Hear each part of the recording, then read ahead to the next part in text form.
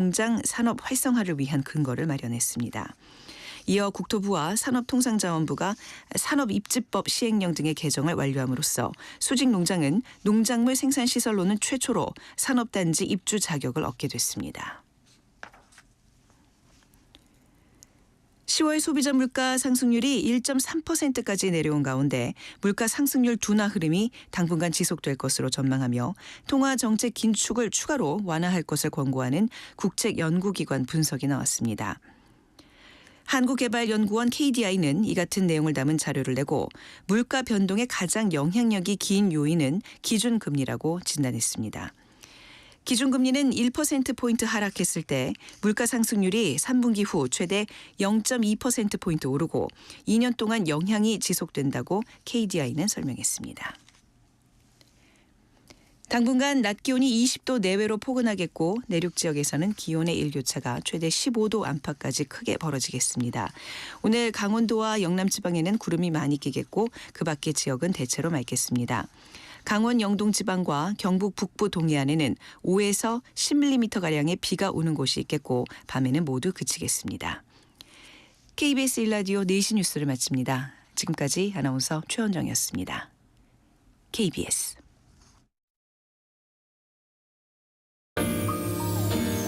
대한민국 중심 채널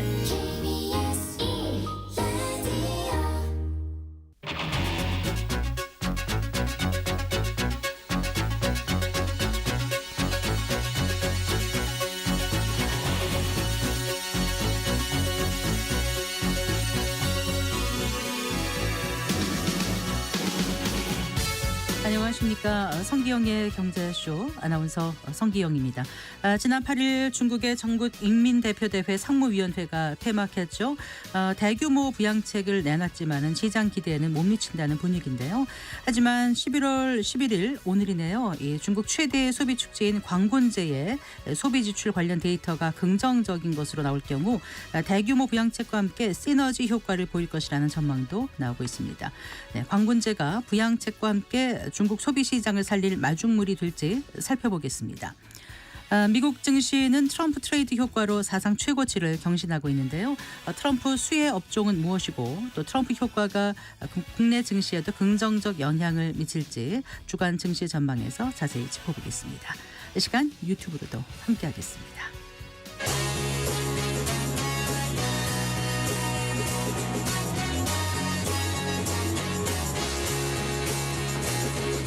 경제 시야를 넓혀드립니다. 투자의 지름길을 안내합니다. 돈 되는 정보를 발견하는 시간. KBS 1라디오 경제쇼.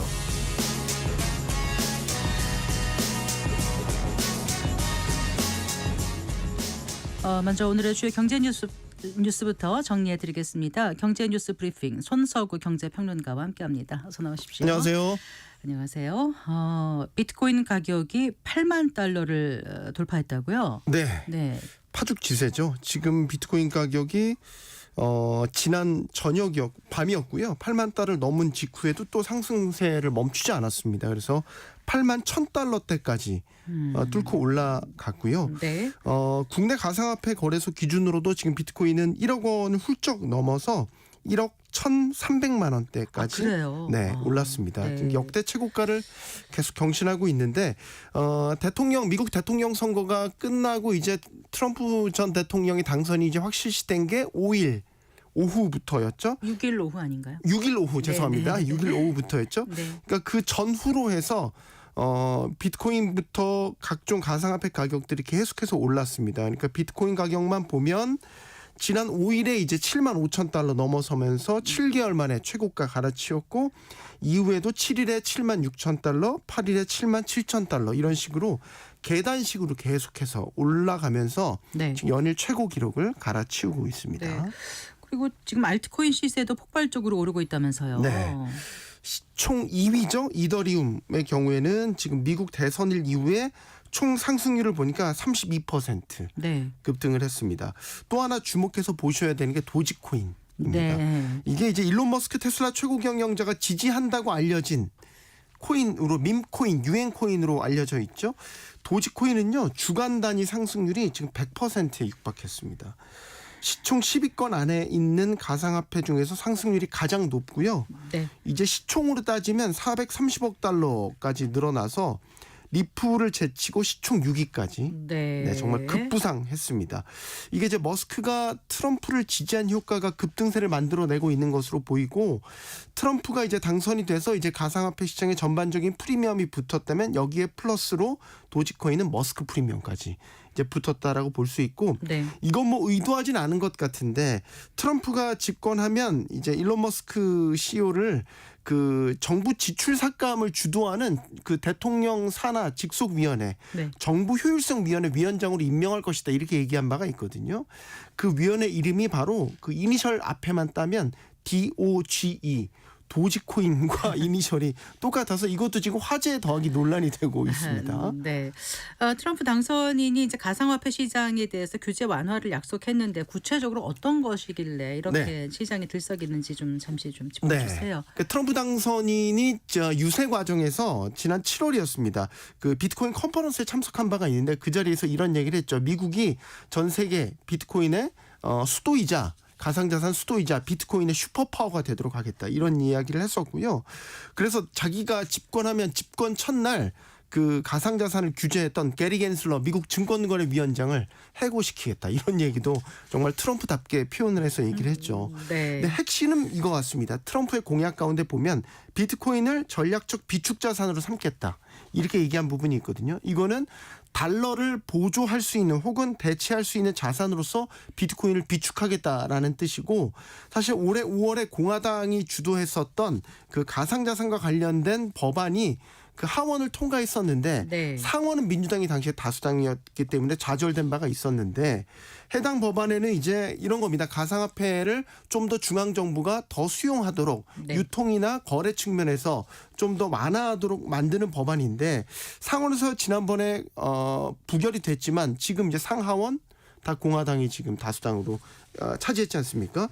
그러니까 앞으로 트럼프 집권 2기가 되면 이런 가상화폐 관련된 법안들이 입법에 속도가 더 붙을 수 있다. 이런 전망들이 나오면서 전반적으로 지금 가상화폐 시장에 이런 기대감이 작용이 되고 있는 거죠. 네.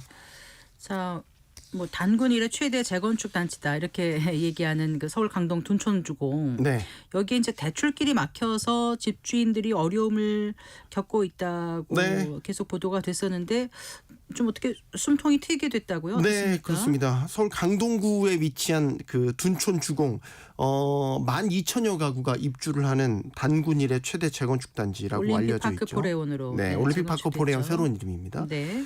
이달 말부터 이제 입주를 시작을 하거든요.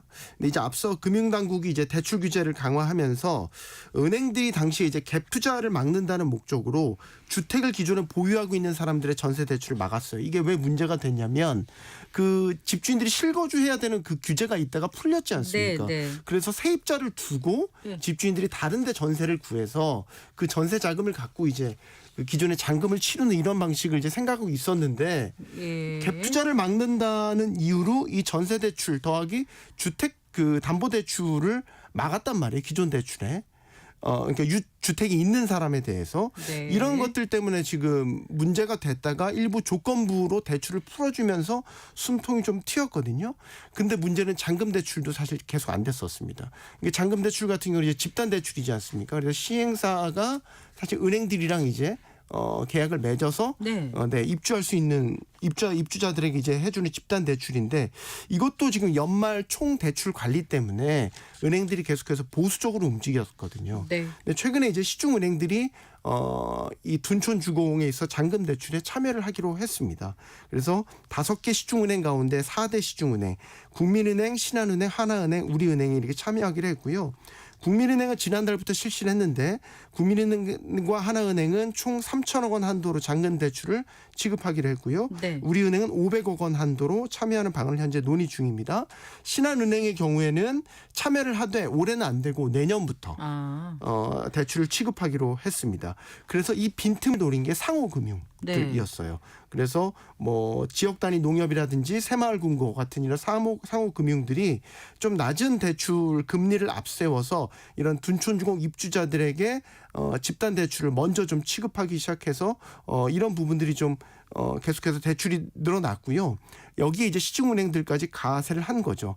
그런데 턱없이 부족한 게 전체 그 둔촌주거 입주자들이 빌릴 것으로 예상되는 대출액이 8조 원 가량으로 추산이 되고 있습니다. 8조요. 8조 원 가량으로. 네, 집단 대출. 그러니까 잔금 대출을 따져봤을 때 말이죠. 네. 그래서 내년까지 이건 좀 상황을 봐야 되는데 일단 올해 연말 한도가 있음에도 불구하고 시중은행들이 집단 대출에 참여를 하기 시작했다라는 거는 그나마 좀 숨통이 트일 수 있는 부분이고요. 아까 이금융권 말씀드렸지 않습니까? 이금융권이 먼저 좀 이런 둔촌주공의 집단 대출을 실시하게 됨으로써 금융당국이 우려했던 이른바 풍선 효과도 이런 부분에서 일부분 나타나고 있는 것으로 네. 보입니다. 입주 예정일이 이달 말인 거로 알고 있는데요. 네. 한 3개월 정도 주지 않나요? 그러면 그러니까 한꺼번에 입주를 하는 거 아니고 순차적으로 네. 이제 입주를 하게 되죠. 네. 자, 지난달 가계 대출이 다시 증가세로 돌아섰죠. 근데 맞습니다. 이금융권에서 많이 늘었다면서요. 네, 이게 이제 아까 연결되는 얘기이기도 예. 하죠. 오늘 금융위원회가 10월 가계대출 동향 잠정치를 발표를 했는데요. 10월 중 전 금융권 가계대출 6조 6천억 원 증가를 했습니다. 그래서 전월이 5조 3천억 원이었으니까 증가폭은 확대가 됐어요. 근데 이제 이 가운데 주택담보대출이 5조 5천억 원 증가를 해서 전월 대비 증가폭이 축소됐고요. 시중은행들의 주담대도 전월과 비교해 절반가량 감소를 했거든요. 그런데 이금융권에서 많이 는 겁니다. 네. 이금융권 가계대출은 2조 7천억 원 증가했습니다. 전월 3천억 원 감소한 것과 대비해서 크게 증가를 한 거고 주담대가 이제 9월에 7천억 원에서 10월에 1조 9천억 원으로 늘었는데 역시 이것도 보면 집단 대출 위주로 늘어난 게 확인이 됐습니다. 네. 금융위원회가 오늘 가계부채 점검회의를 개최를 했는데 이금융권 가계대출이 늘어나는 것에 대한 대책 논의가 있었습니다. 그래서 어떤 대책을 내놨냐, 이금융권에 대해서도 가계부채 관리 계획을 마련토록 하겠다, 이런 계획을 내놨습니다. 그러니까 이거는 시중은행과 마찬가지로 경영계획을 제출받아서 이를 기반으로 관리하겠다라는 방침인데 네. 연간 단위로 총량, 대출 총량에 대한 계획을 제출해서 이를 준수토록 하는 방안이 될 것으로 보입니다. 네. 그리고요. 그 전세 사기 피해 지원 특별법이 오늘부터 시행된다면서요? 네, 그렇습니다. 개정된 전세 사기 피해 지원 특별법이 이제 오늘부터 시행이 되는 거고요. 이 특별법에는 한국토지주택공사 LH가 전세 사기 피해 주택을 경매에서 매입을 하고 이 과정에서 발생하는 경매 차익으로 그 피해자들을 지원할 수 있도록 하는 방안입니다. 그래서 낙찰받은 전세 사기 피해 주택을 공공임대주택으로 전환해서 피해자에게 임대를 하면서 10년간 임대료를 받지 않고요. 경매 차익이 여기서 만약에 부족하다면 네. 정부 예산으로 또 임대료를 지원하는 방안도 그러니까 있습니다. 이 주택에서 전세 사기를 당했으면은 네. 내가 거기서 10년간 임대를 내지 않고 있을 이걸 수 이제 있다는 경매 거죠? 차익으로 대신 임대료를 받지 않는 걸 메워주는 경매 거죠. 차익이 부족하면 이거는 정부 예산으로 임대료를 좀 더 주고요. 보충을 해주는 이런 방안들이 특별법에 담겨 있습니다. 네. 그래서 10년이 이제 아까 임대료 기간 10년이라고 했지 않습니까? 이게 종료된 뒤에도 시세의 한 30에서 50% 수준의 임대료로 추가로 더 10년 거주할 수 있도록 하고요. 그 피해 주택에서 살길 원하지 않고 이주하길 원하는 그런 그럼요. 분들도 있지 않습니까? 네네. 이런 분들은 이제 다른 공공임대주택으로 옮겨서 임대료를 지원받을 수 있도록 하거나 그분이 직접 다른 집을 구한다면 LH가 그 집주인과 전세 계획을 직접 맺도록 하는 방안도 특별법에 포함이 되어 있습니다. 네. 알겠습니다. 잘 들었습니다. 고맙습니다. 감사합니다. 경제뉴스 브리핑 손서구 경제평론가였습니다.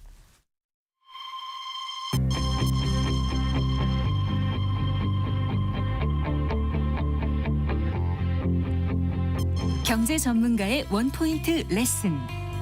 꼭 알아야 할 정보와 이슈를 알기 쉽게 풀어드립니다. 대한민국 경제 고수와 함께 투자의 맥을 짚는 KBS 1라디오 경제쇼. 진행의 성기영 아나운서입니다.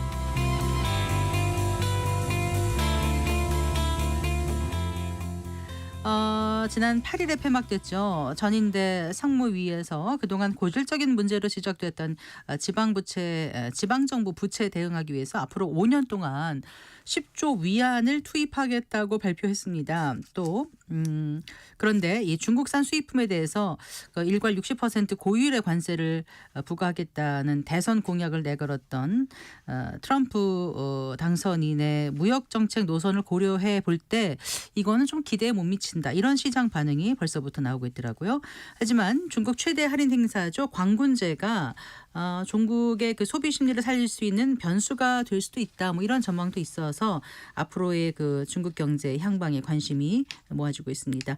박승찬 용인대학교 중국학과 교수와 함께 이 얘기 나눠보겠습니다. 교수님 어서 나오십시오. 오랜만입니다. 네, 반갑습니다. 네.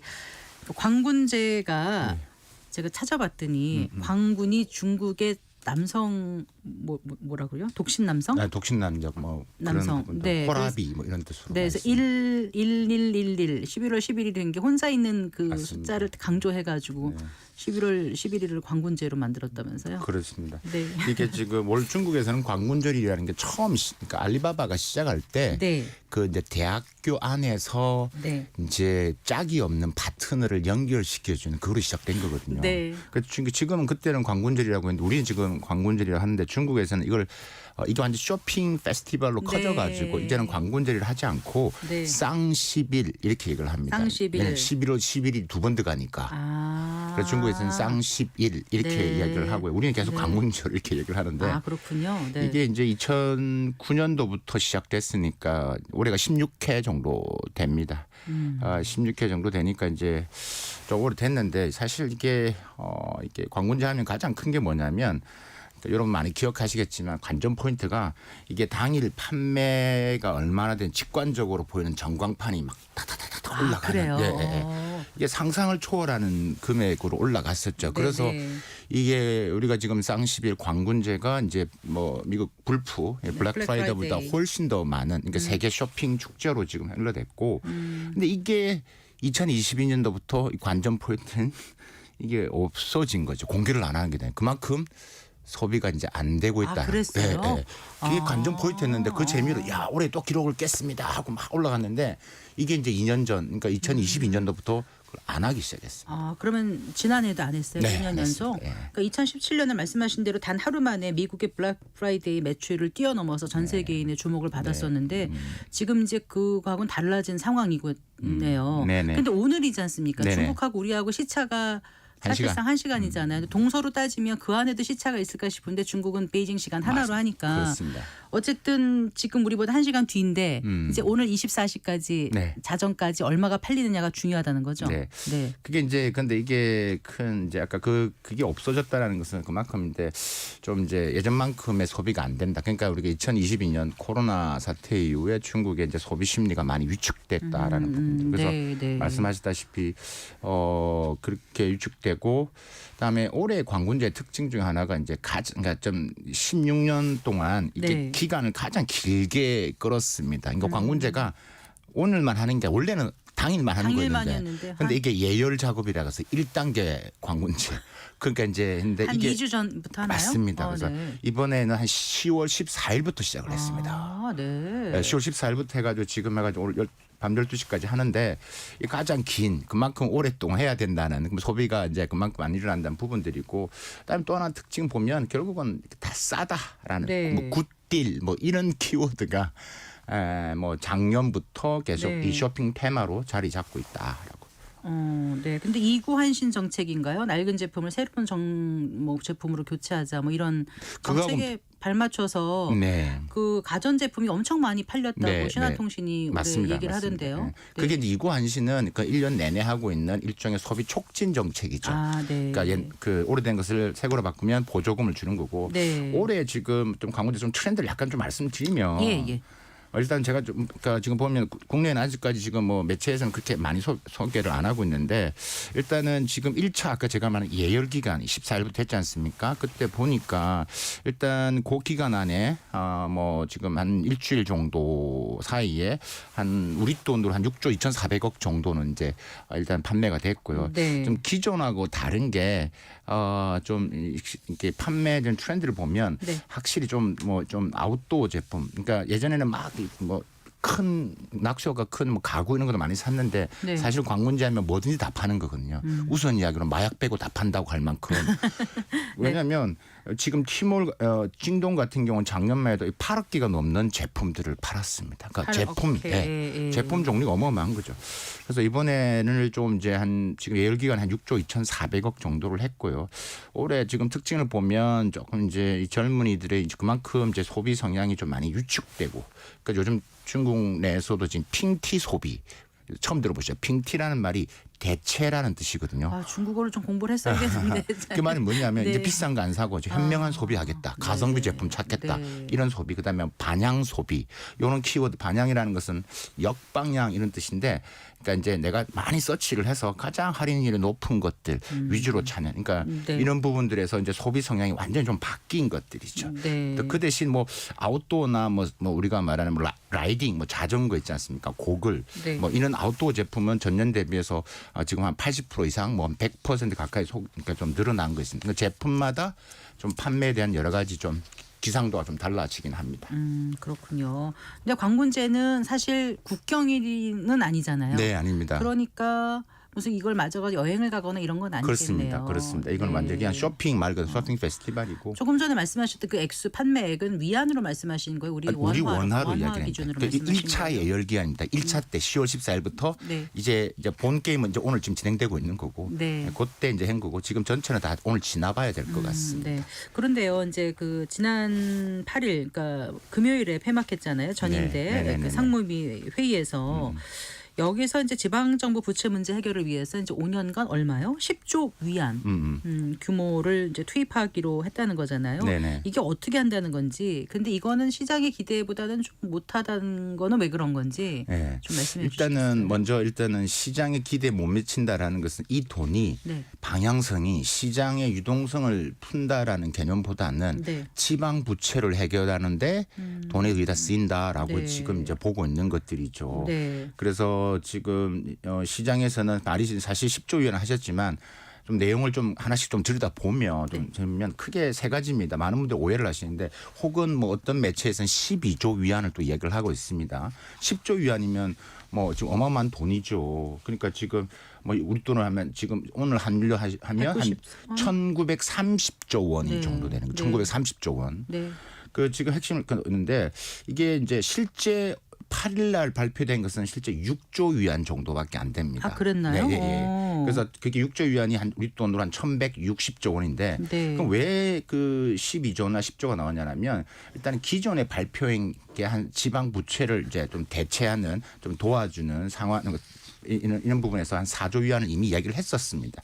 근데 그 4조 위안을 그냥 한꺼번에 푸는 것도 아니고 5년 동안 매년 올해부터 한 8천억 위안을 해서 이제 부채 상환을 하는 네. 이런 부분들인 거죠. 그게 이제 4조 위안이고, 그리고 또 우리가 특히 조금 이 저개발 지역, 그러니까 이 빈민촌 이런 재건축, 뭐 이런 재개발 부분에서 한 이 부채 2조 위안을 또 한다. 그러니까 요거는 이미 발표된 거고, 네. 이번에 이제 6조 위안, 나머지 6조 위안도 지방 정부 부채에 대해서 돈을 쓰겠다라는 것들이죠. 그러니까 기존에 발표됐던 거 합해서 합쳐서, 한 10조 예, 정도, 예. 1930조, 약 2천조 원의 네네. 재정을 쏟아붓겠다고 한 건데, 그렇습니다. 중국의 그 자치부가 어떻게, 그러니까 지방 정부가 몇 개가 구성이 돼 있어요? 31개라고 이야기를 31개. 하죠. 예, 주로 많이 하는데, 그래서 그중에서 지방 부채가 심한 게 12개 정도. 네. 12개가 있는데, 뭐 거기는 텐진도 있고 길림성도 있고 청해성도 있고, 주로 어디에 몰려 있어요? 지금 뭐 연해 지역도 있고요. 네. 좀 내륙도 있고요. 그다음에 동북 쪽 위치도 있고 좀 있습니다. 그래서 지금 올 9월 말 기준 중국 재정부가 밝힌 거에 의하면 한 44조 7천억 위안, 그러니까 우리 돈으로 하면 한 8,600조 원의 부채가 네. 있다. 네. 근데 이건 정도는 괜찮은데, 문제는 음성 부채, 보이지 않은 부채가 더 대리 그림자금이 있기 때문에 네. 지금 계속 지금 우리가 중국 경제 리스크를 이야기할 때 네. 지금 부동산 지방 정부 부채, 그러니까 지방 정부 부채랑 부동산은 또 한 몸이기 때문에 같이 연결돼요. 그래서 이런 전반적으로 하기 위한 방안을 지금 제시를 했다라고 말씀드릴 수 있을 것 같습니다. 네, 그래요. 그런데 이렇게 지방 정부 부채가 많이 쌓이게 된 건 왜 그렇습니까? 코로나 때 많이 쌓인 건가요? 아니면 그렇죠. 이제 이게 부동산 지방 정부 부채의 핵심은 아까 네. 말씀드렸다시피 지방 정부가 돈을 벌 수 있는 수입원 중에 가장 큰 비중이 부동산. 이제 지방에 땅이 많잖아요. 네. 근데 그 땅을 부동산 건설사한테 주고 개발을 시켜서 개발시켜서 지어서 아파트를 분양해서 그 돈을 받으면 네, 그걸로 땅값을 주는 거죠. 네. 근데 안 팔리니까 네. 건설사도 너무 지고 그리고 이 지방정부 부채도 늘어날 수 있거든요.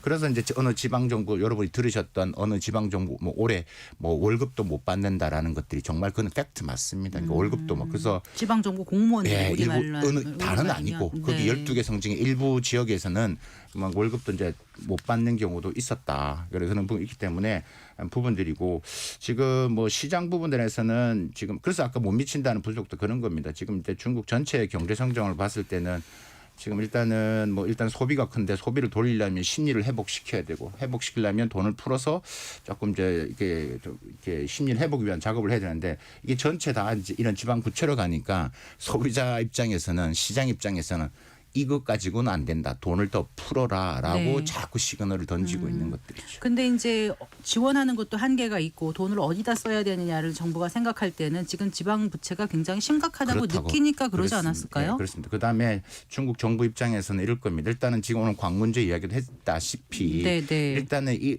4분기가 중국 입장에서는 소비 시즌이기 때문에 지금 거기에 대해서 조금 좀 관망을 하고 있는 것 같고 그다음에 이게 또 지금부터 이제 성탄절까지 연말연시 네. 쇼핑이 일어나니까 그다음에 안 되면 이제 12월 달인데 또 큰 경제 관련된 이 정부 이벤트 행사가 있습니다. 그게 뭐죠? 이제 중앙경제 공작회의라고 공작하면 우리는 안 좋은 의미인데 업무회예요. 네. 업무 중앙경제 업무회의라고 업무회의, 네. 중국에서는 공작회의라고 하기 때문에 네. 거기서 이제 지도자들이 모이는 거죠. 그래서 내년도 야 이거 안 되겠다. 그래 돈을 더 풀자 하면 아마 내년 3월 양회 때 양회 때 또 나올 부분들이 있을 것 네. 같습니다. 그래서 그렇군요. 지금 시장하고 중국 이 정부 간에 좀 보이지 않는 계속 지금 밀당이 일어나고 있는 것들이죠. 그러니까 추가적인 내수 부양책은 올 연말 지나서 내년 초에나 가능하겠다. 그렇죠. 상반기 예, 이렇게 지금 이제 생각하시는 그렇죠. 거예요. 그렇죠. 그러니까 네. 일단은 이게 부양책이 아닌 건 아니거든요. 부양책이 맞다. 네. 맞는데 시장에서 봐서는 좀 더 써야 된다라는 이야기를 하는 거고 그다음에 이제 소비 부분들이 크기 때문에 근데 일단은 왜 지금 정부가 이번에 그럼 돈을 소비 쪽의 부분에서도 안 했냐라고 했을 때 일단 데이터를 보면 9월 24일 날 1차 부양책이 나왔잖아요. 네, 네. 그리고 한 달 데이터를 보면 네. 소비가 좀 올라가고 있습니다. 아 그래요. 네. 그래서 아까 내구 소비재가 조금 회복되는 게 데이터에서 보이고 또 트럼프 이슈가 또 있기 때문에 트럼프가 들어오고 나서 이제 수출이 이제 또 아마 중국의 대미 수출이 떨어질 가능성이 매우 높기 때문에 이제 그런 부분에서 중국 정부가 이런 부양책을 하지 않으면 안 된다. 그래서 제가 볼 때는 이제 그 뭐 12월 그다음에 내년 3월에 대한 부분 이렇게 이어지는 부분에서 부양책도 충분히 이미 카드도 준비했고 네. 총알도 이미 다 준비했을 것으로 보여집니다. 9월에 나온 거에다 부양책에다가 이번에 1차 부양책 나왔고 2차 부양책이 나왔는데 시장 기대는 좀 못 미친다고 했습니다만 오늘 또 광군제도 있고 그렇습니다. 연말까지 이렇게 쭉 보다 보면은 어느 정도 좀 소비 심리가 약간 돌아설 수 있다라고 중국 정부는 보고 있는 것 같고요. 네. 근데 아까 트럼프 이제 당선인 얘기 잠깐 하셨잖아요. 네. 트럼프 2기를 위해서 이제 많은 대응을 지금 대응 전략을 갖고 있지 않겠습니까? 네네네. 그러니까 천천히 앞으로 내놓을 카드가 많아야 되니까 이번에 약간 좀 부양책을 축소한 게 아니냐 이런 얘기도 있는데 그건 어떻게 보세요? 저는 이제 그렇게 보지는 않고 네. 그러니까 축소하기보다는 아까 말한 관망이죠. 표현을 관망. 하기 따르 네, 다르니까 지켜보겠다. 지금 당장 푸는 건 아니다. 아직까지 있다라고 보고 일단 심리적으로 봤을 때 제가 봤을 때는 중국 정부는 일단은 증시는 계속 부양시킬 의향은 분명히 있다. 왜 지금 뭐 최근에 골드만삭스 보고서를 보면 트럼프가 2.0이 트럼프 2.0이 이제 돼도 네. 결국 중국 증시는 상승될 것으로 지금 또 이렇게 전망을 하고 있기 때문에 제가 지난번 방송에도 말씀을 드렸다시피 지금 소비 심리의 핵심은 다 자기의 자산이 줄어드는 거거든요. 그랬던데 지금 부동산은 좀 이게 시간차가 나기 때문에 결국은 증시 그러니까 지금 2억 명이 넘는 사람 중산층이 지금 주가를 지금 떨어지는데 거기서 올라가야지만 그 그의 사람들이 효과를 느껴서 예. 돈을 쓰죠. 예, 나중에 그래- 다시 그치, 떨어지는 그치. 한이 있어도. 그 돈을 가지고 지금은 뭐 부동산 살 때 계약금으로 걷는 사람들도 저도 주변 중국 친구들 많이 아 봤거든요. 그래요? 네네네. 아 지금 많이 떨어져 있으니까 그런 돈으로 살겠다는 사람들도 있나 보죠. 그렇죠. 근데 그 대신 주가가 올랐기 때문에. 올랐으니까. 그거를 네. 좀 빼서 부동산 시드머니를 계약금을 해가지고. 걸겠다 이런 친구도 있습니다. 아 그런 얘기도 나누실 중국 친구분들이 많이 있으신가 그럼 봐요. 저는 중국에서 지금 공부도 물론 하고 중국 통이시긴 하지만 일을 그래도, 하고 뭐 네. 제가 또 다다음 주에 중국을 계속 지금 가니까 자주 가기 때문에 네, 그래요. 그런데 지금 어쨌거나 중국의 경제 성장이 계속 성장 가도를 달려왔던 때하고는 지금 좀 다르고 맞습니다. 굉장히 그 부양책을 하면서 어느 정도의 그 성장률을 그 지켜내려고 노력하는 형국 아닙니까? 네. 근데 지금 올해 목표가 얼마예요? 달성 5% 내외라고 하죠. 네. 5% 내외라고 올 3월 양해 때 이창 총리가 이야기했죠. 네. 5% 내외라는 것은 뭐 5% 넘을 수도 있고 좀 안 될 수도 있고 이런 표현을 쓴 거죠. 네. 근데 뭐 5%는 힘들 것 같고 아, 그러니까 어쨌든 맞추려고 할 겁니다. 그러니까 4.8 범위 안 4.78 정도로 7 가면 리스크 이야기가 더 많이 나올 거고 네. 그러니까 8 정도 되면 중국 정부는 뭐 이 정도는 뭐 내외 안에 5% 내외니까 뭐 어느 정도 됐다라고 얘기를 할 것 같습니다. 네. 어쨌거나 트럼프 2기 정부가 이제 중국에 대해서 압박을 더 세게 할 거라는 거는 많은 사람들의 전망 아니겠습니까? 네, 맞습니다. 그러면 중국은 지금 손 놓고 있지는 않을 거 아니에요. 뭔가 대응책을 마련할 것 같은데 어떤 전략을 갖고 갈 이게 거라고 중요한데요. 일단은 보세요. 지금 네. 시진핑 속내가 매우 복잡할 겁니다. 일단은 트럼프 입장령 들어오면 첫 번째 이제 이제 중국한 요구할 게 딱 있습니다. 뭐요? 내가 지금 1.0일 때 네. 지금 시진핑 당신하고 나하고 사인한 거 있잖아. 그게 1차 무역 협상이 2020년도 1월 14일 날 했거든요. 네. 그 내용은 뭐냐면 그때 코로나가 거의 하기 전입니까?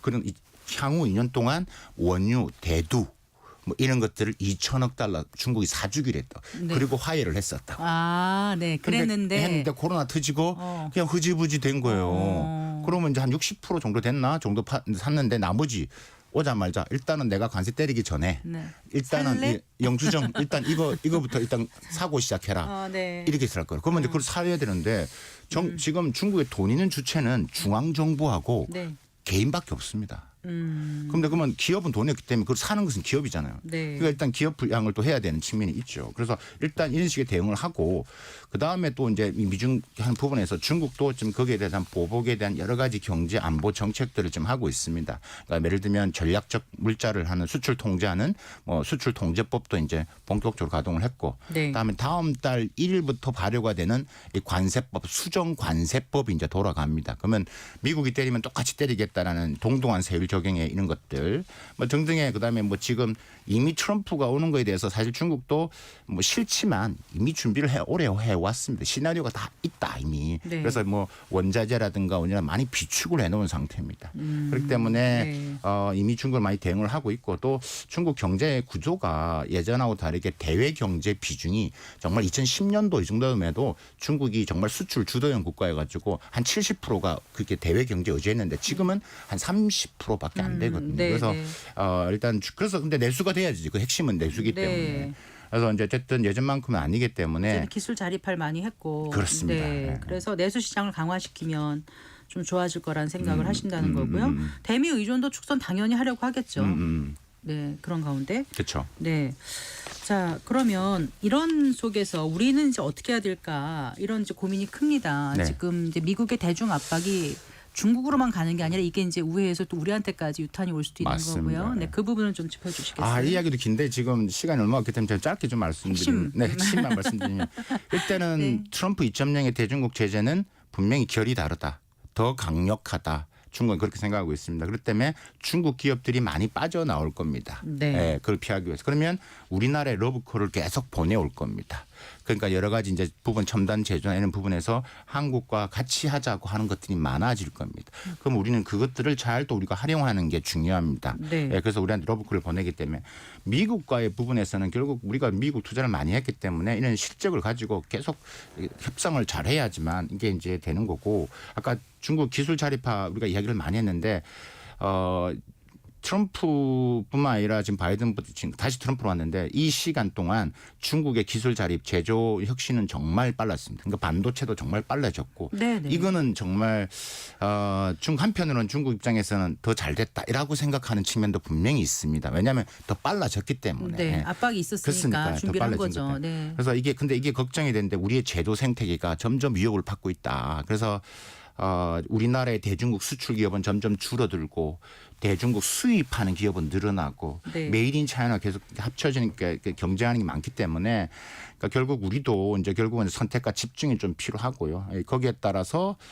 이제 미국의 대중국 제재로 인해서 우리가 초격차를 유지할 수 있는 부분들 그리고 중국과 협력할 수 있는 부분들을 정말 이게 그러니까 균형적인 부분에서 국익을 위한 이 전략적 대응 모색이 매우 필요하다. 지금 현재는 그런 것 같습니다. 특히 바이오 같은 분야 같은 경우는 본격적으로 지금 대중국 제재가 들어가기 때문에 중국의 바이오 관련된 제약 기업들이 지금 한국 쪽과의 뭐 투자, 협력 이런 자꾸 이제 러브콜을 보내고 있기 때문에 어떻게 그럼 그들을 이용해서 우리가 할 것이냐도 무조건 안 된다 하면 안 되는 거고 그런 것들을 조금 더 고민해야 될 것 같고 네. 방향성을 좀 명확히 해야 될 것 같습니다. 혹시 양극의 이제 미국하고 중국의 극단적 대립이 장기화되긴 좀 어려울 거라는 관측도 있지 않습니까? 네. 그 부분에 대해서도 좀 말씀해 주신다면요. 우리가 계속 논의했던 예를 들면 네. 컴퓨팅 관련된 기술들 그러니까 뭐 반도체, AI, 양자 기술 여기 네. 컴퓨터 관련 그다음에 바이오 관련된 것 그다음에 전기차, 배터리 이런 부분의 그린 테크놀 이 영역은 아마도 그냥 디커플링이 된다라고 저는 봅니다. 그러니까 같이 갈릴 이유가 전혀 없다. 이거는 미국 패권에 도정하는 군사 패권에 도정하는 기술이기 때문에 미국은 절대 포기하지 않을 거예요. 그렇다고 중국이 그럼 이것을 미국이 원하는 대로 내가 안 만들게 아니다라는 거죠. 그러면 이건 완전히 디커플링이 될 영역이 크기 때문에 네. 이걸 우리가 명확하게 판단을 하고 앞으로 그렇다면 미국 주도의 이런 말씀드린 이런 첨단 제조, 첨단 인산업 분야의 표준화 그다음에 이런 공급망, 그다음에 중국 주도의 표준화 공급망. 그러면 이 유럽도 그렇게 또 따로 할 네, 거예요. 그럼 네. 우리가 이제 이런 부분에서의 우리의 그런 이 전반적인 장점을 가지고 어떻게 할 것이냐는 매우 심각한 고민이 필요하고. 어쨌든 공급망 재편은 이제 그 분명히 달라질 거 아닙니까? 네, 그렇습니다. 그러니까 이제 이걸 새로운 도약의 기회로 삼지 않으면 굉장히 좀 위험할 수 있다는 생각을 하게 돼요. 그렇죠. 네. 이번에 트럼프 입장에서 우리가 그렇게 중국 제재가 더 강해질수록 아까 탈중국하는 중국의 그런 관련된 기업들을 뭐 어떻게 우리가 잘 이용을 할 것이냐라는 또 고민을 또 해봐야 될 것 같고. 뭐 조금은 지금 일어나는 미중의 사이에서 또 미국과 지금 우리가 봤을 때 미국 이 트럼프 입장에서 또 유럽과의 이런 또 틈새 사이가 우리가 미국 우선주의니까 그럼 그 틈새에서 우리의 존재감을 어떻게 살릴 것인지 그런 여러 가지 좀 복합적인 외교 통상 이런 것들이 같이 맞물릴 가능성이 큽니다. 자칫 잘못하면 트럼프 2.0은 이럴 겁니다. 바이든은 간접적으로 동참을 요구했지만 트럼프 2.0에서는 아예 직접적으로 얘기를 할 겁니다. 네. 그다음에 청구서를 요구할 겁니다. 그렇기 때문에 이런 밀려오는 부분에서 우리가 조금 더 정신을 차려야 되고 제가 아까 말씀드렸듯이 우리 제조 생태계를 좀 돌아봐야 됩니다. 네. 우리 중소기업들이 어떻게 지금 어려움을 있는지 조금은 우리가 볼 필요가 있다. 그게 무너지면 대기업 혼자만으로 힘들거든요. 그걸 좀 매우 강조하고 싶다. 알겠습니다. 말씀 잘 들었습니다. 고맙습니다. 감사합니다. 네, 박승찬 용인대학교 중국학과 교수와 얘기 나눠봤습니다.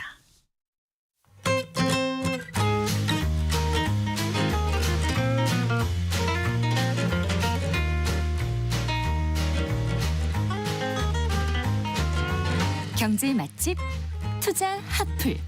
지금은 돈 벌기 딱 좋은 시간. KBS 1라디오 경제쇼.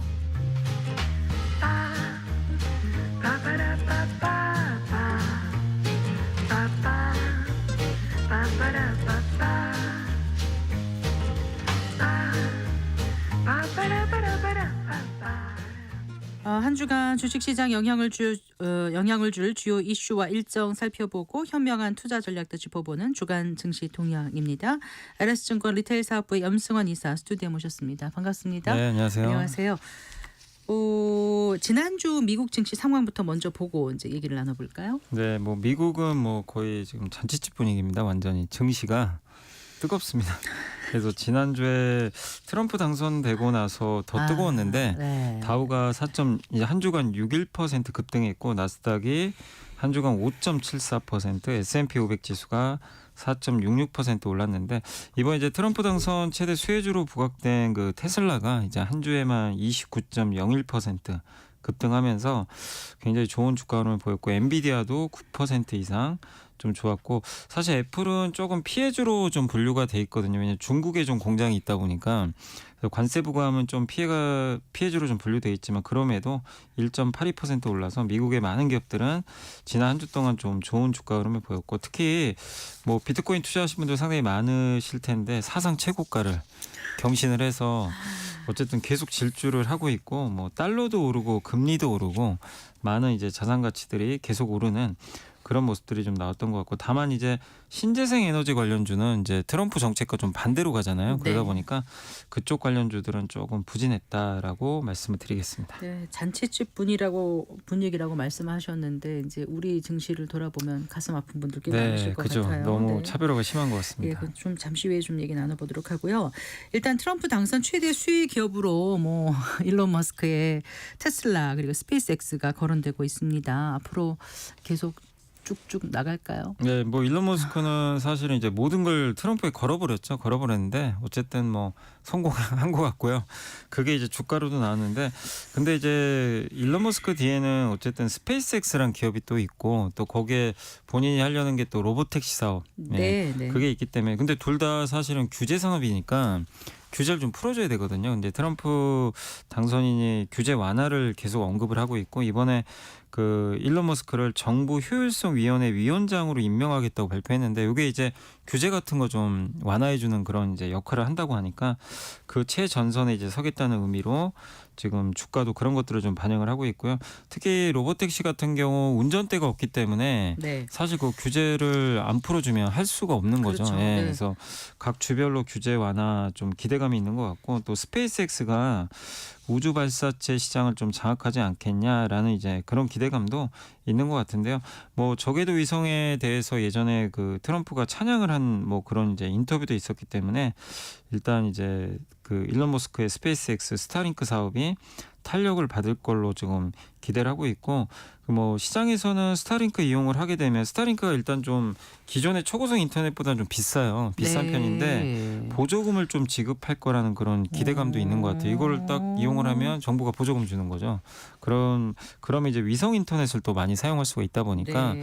그래서 상당히 지금 일론 머스크가 하고 있는 이 산업들이 어쨌든 이제 비약적으로 발전하지 않을까 하는 그런 사실 아직은 명확한 건 없어요. 근데 이제 시장은 그걸 좀 기대하면서 주가에 반영을 하고 있다라고 보시면 진짜 되겠습니다. 그렇게 된다면 지금하고 또 다른 지형이 펼쳐질 것 같아요. 네, 그러니까 일론 머스크가 그리고 있는 뭐 우주항공이나 또 로보택시 또 로봇도 있잖아요. 로봇 산업도 있고 그런 것들 또 암호화폐에 대해서도 굉장히 긍정적인 언급을 한 사람이기 때문에 이 모든 코드가 트럼프랑 어쨌든 지금 잘 맞고 맞아 떨어지는 그런 상황인 것 같습니다. 네. 자, 트럼프 2기의 핵심은 이제 감세, 관세로 압축해도 될 것 네. 같은데요. 일단 이제 지금 금리가 급등하고 있는 게 이거하고 관련이 있습니까? 어떻게 보세요? 이거 실제로 관련이 좀 있다고 보시면 되겠고 일단 여러분도 생각해 보시면 관세를 부과하게 되면 물건값이 올라가니까 네. 당연히 물가 오르겠죠. 그러면 물가를 잡기 위해서 금리를 올릴 수밖에 없기 때문에 당연히 이제 그게 이제 금리에 영향을 좀 줄 수밖에 없고요. 네. 또 한 가지 감세를 하게 되면 세금을 깎아주니까 재정에 공백이 생기죠. 그럼 그걸 뭘로 메꿔야 되는데 그러려면 이제 정부가 국채 발행을 하죠. 채권 발행하는데 채권을 많이 발행하면 채권의 국채 가격이 떨어지니까 금리는 반대로 가겠죠. 그래서 국채 금리가 위로 오를 수밖에 없는 거잖아요. 그래서 이 두 가지가 사실 관세랑 감세가 맞물리면 네. 금리가 실제적으로 이제 오를 수밖에 없는 그런 상황이고 그래서 그런 것들을 아직 시행한 건 아닌데 시장은 이제 트럼프 지금 당선인이 감세와 감세를 굉장히 공격적으로 하지 않겠냐라는 네. 이제 그런 생각을 하고 있어서 지금 금리가 좀 가파르게 오르고 있고 금리가 오르면 당연히 달러는 또 가치가 따라가게 올라가죠. 되죠. 그럼 환율은 또 그래서 환율이 1,400원도 이제 돌파를 한 그런 상황인데 근데 네. 되게 또 아이러니한 거는 2018년도에 막상 그때 2018년 하반기부터 중국에 관세 부과를 하기 시작했거든요. 네. 근데 그때부터 2019년까지 오히려 금리는 또 떨어져 버렸어요. 되게 또 아이러니한 게 우리는 관세 부과하면 금리가 오를 거로 생각하잖아요. 왜냐하면 이 교육 규모가 줄기 때문에 경기 둔화 우려가 또 생겨가지고 네. 그리고 실제로 이제 그 물건값을 올려야 되는데 네. 수입업자들이 예를 들면 이런 거죠. 물건을 이제 우리가 만약에 현대차가 예를 들면 거기에 뭐 그냥 예를 든 거예요. 거기서 미국의 수입업자한테 1,000만 원짜리 차를 관세를 20% 매기면 1,200만 원 되잖아요. 그럼 1,200만 원이 넘기겠죠. 관세 합쳐가지고. 그럼 수입업자는 1,200만 원을 받는데 그만큼 자기가 또 수익을 내려면 그 이상 또 가격을 또 올려야 되거든요. 네. 근데 그렇게 되면 물가가 오른 상태에서 소비자들이 안 사버릴 수가 있어요. 사려고. 그러면 이제 수입업자는 어떻게 보면 미국 수입 기업은 또 피해를 볼 수도 있어요. 이거 트럼프 생각과 정반대로. 네. 트럼프는 이제 미국 기업 우선인데 네. 미국의 수입 업체는 그 관세를 자기가 또 부담해야 될 수도 있는 거죠. 만약 물건값을 못 올리게 되면. 네. 그렇기 때문에 그런 우려들도 있기 때문에 그때 2018년도에도 막상 시행했을 때 금리가 오르질 못했던 그런 현상들이 있어서 어쨌든 이번에도 시행은 해봐야 되겠지만 네. 우리가 그냥 아는 공식대로 이렇게 하면 금리 오르겠지. 그거는 어쨌든 또 지켜봐야 되는 그런 상황인 것 같습니다. 관세가 10% 부과되면 우리 수출이 뭐 수십 조 원 감소할 네. 것이란 이런 전망까지 나와서 네. 다들 이제 걱정들을 많이 하고 있는데 좀 더 네. 상황은 좀 지켜봐야 될 것 같습니다. 네. 앞서서도 저희가 잠깐 좀 이제 얘기를 나눠봤거든요. 그 이제 중국 전인대 그 상무위원회에서 그 재정 부양책 발표했잖아요. 네. 그런데 어떻게 보셨어요, 이거? 이게 결국엔 규모는 10조 위안이 맞아요. 이제 그 6조 위안 투입을 해가지고 뭐 지방 정부의 부채를 뭐 해결을 하고 어쨌든 이제 부채 한도를 좀 이렇게 늘려준다고 하는데 규모 자체로는 10조 원에 이제 우리가 예상했던 건데 우리가 원한 건 뭐냐면 이런 지방 정부의 부채도 일부 해결하지만 소비를 뭔가 좀 진작시켜주는 그 10조 위안에 그게 좀 포함됐기를 원했는데 소비 부양은 이제 내용이 없었어요. 그 내용 발표가 없다 보니까 지금 왜냐하면 지금 중국의 제일 문제가 부동산하고 이 지방 부채 문제랑 또 한 가지가 내수 부양이 지금 안 되고 있잖아요. 네. 근데 일단 지방 정부 부채를 이렇게 해결을 해주면 이걸 통해서 앞으로 이자 비용이 100조 원 가까이 감소한다고 하니까 이건 되게 긍정적이죠. 이렇게 돼주면 그럼 지방 정부가 어쨌든 부양책을 좀 쓸 수 있는 여력이 나중에 생기거든요. 네. 근데 다만 이제 중앙 정부 측면에서도 뭔가 현금을 준다거나 좀 재정을 투입해가지고 소비 부양을 했으면 하는 그런 바람들이 시장에 좀 남아 있었는데 그게 알맹이가 없어요. 그러다 보니까 시장은 이제 실망을 했고 오늘 국내 증시가 좀 빠졌던 이유도 아마 저는 그 부분도 좀 있다고 좀 생각을 하는데 근데 시장에서는 지금 트럼프 당선인이 내년 아마 1월에 이제 취임을 할 텐데 어떤 관세 정책을 펼칠지 아직은 그 명확하게 나오진 않았잖아요. 그런 상황에서 중국 정부가 미리 그냥 재정 부양책을 명확하게 또 던지기가 네. 좀 부담스러웠던 거 아니냐. 그래서 시장은 실망은 했지만 아마 내년 2월경에 아마 발표될 것 같은데 그때 나올 정책을 보고 그거에 맞춰서 좀 맞춤형으로 좀 부양책을 쓰지 않겠냐. 네. 그래서 이제 지금 당분간은 또 부양책 나오기 좀 어렵다 보니까 예. 시장은 좀 실망을 했던 것 같습니다. 말씀 중에 중국이 오늘 우리 국내 증시에 영향을 미친 부분도 있다라고 하셨잖아요. 네. 오늘 증시 좀 살펴볼까요, 국내? 아 정말 한국 시장이 이제 한국 시장 투자하신 분들 오늘 시장 보면서 진짜 탈출하고 싶다 아마 그러셨을 것 같아요. 왜냐하면 국내 증시가 오늘도 무너져가지고 코스피가 2,531포인트까지 떨어졌고 마이너스 1.15% 네. 급락했고 코스닥은 728.84인데 마이너스 1.96%나 급락을 했습니다. 오늘 외국인들이 무려 5,358억을 팔았고 반도체도 이제 미중 갈등 속에서 조금 이제 부담이 되는 상황에서 중국이 반도체 굴기를 하다 보니까 중국 반도체가 지금 계속 생산 늘리거든요. 네. 트럼프 정권 때 더 늘리는 거 아닐까 이런 쪽 우려감도 좀 있었던 것 같고 2차 전지는 뭐 아시겠지만 트럼프 정책과 좀 반대되는 그런 또 부분도 있고 그리고 올해 실적 좋았던 화장품주들이 실적이 좀 생각보다 안 좋아요 3분기가 네. 그러다 보니까 오늘 이 어닝 쇼크 때문에 주가들이 폭락을 해버렸거든요. 네. 그러니까 이런 것들이 맞물리다 보니까 증시가 안 좋았고 근데 명확하게요 또 트럼프 수혜주는 오늘 또 급등했습니다. 일부 바이오 네. 그럼 제일 많이 지금 거론되는 게 조선과 우주항공 네. 이쪽은 오늘 또 일제히 다 급등을 해버렸거든요. 그래서 네. 시장이 일부 기업은 급등했지만 대부분 좀 안 좋게 흘러갔던 것 그 같습니다. 삼성전자가 좋아야 우리 시장이 어느 정도 괜찮아질 거라는 얘기 네. 많이 하잖아요. 네. 또 오늘 신저가 네, 52주 55,000원까지 심지어 뭐 청산까지 뚫고 내려갔다는 기사까지 네. 눈에 띄어서 깜짝 놀랐습니다. 자, 그러면은 지금 당장 어떤 그 투자 전략을 가져가면 좋을지 잠깐 좀 말씀해 주신다면. 그러니까 지금 뭐 미국으로 자금이 몰리는 건 어쩔 수 없는 것 같아요. 왜냐하면 트럼프에 대한 좀 공포감이 있다 보니까 네.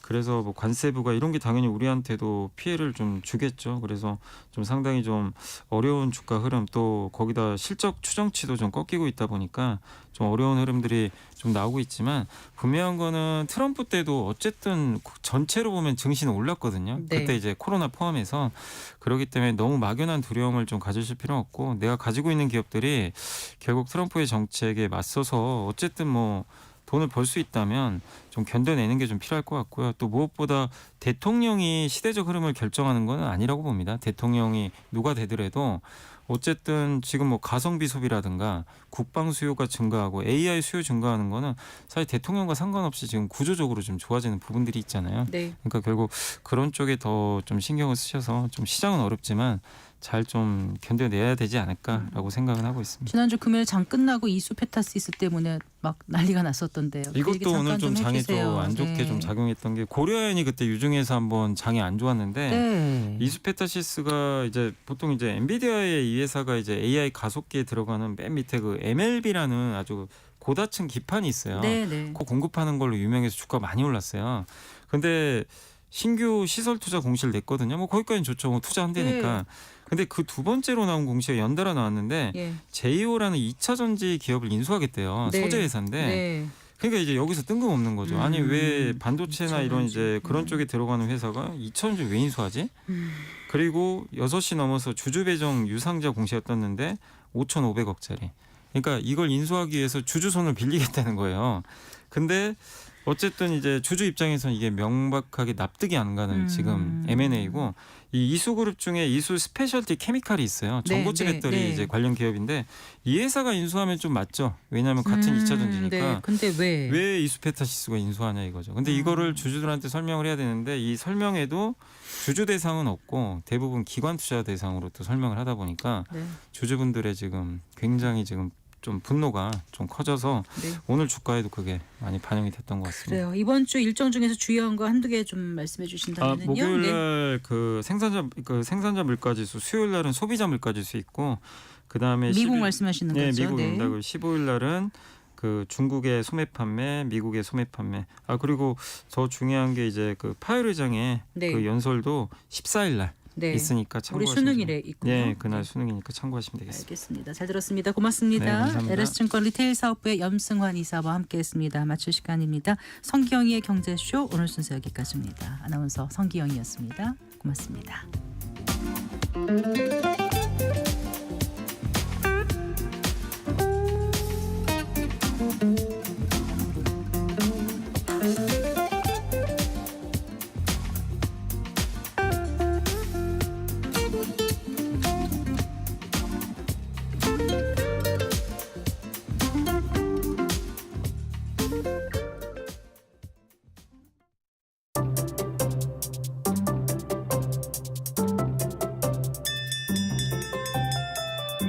그 시절 12시 점심시간 종이 울리면 과연 오늘의 급식은 뭘까 궁금해하며 달려나갔습니다. 직장인이 된 지금 시계가 정오를 향해 달리면 오늘